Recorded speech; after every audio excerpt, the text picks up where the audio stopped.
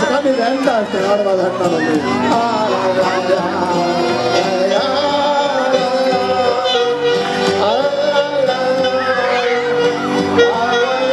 Och så kör vi från början.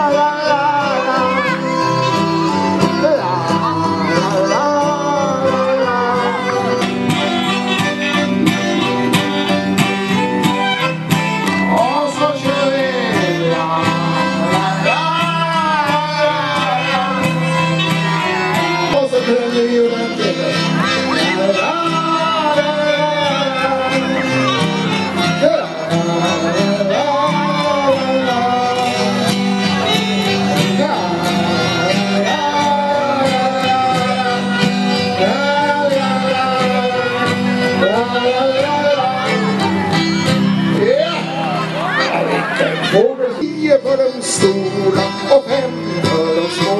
Skynda på, huska kanten och kör till vänster och det går ju så bra.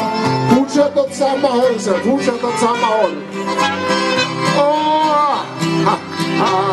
Det går ju så bra för Andersson och Pettersson och Lundström och jag. Ja, det är bara att hålla igång alltså, laga eventuella skador och håll igång sparkarna hela tiden så vi inte tappar trycket. Så det, det går ju så bra för Andersson och Pettersson och fortsätt.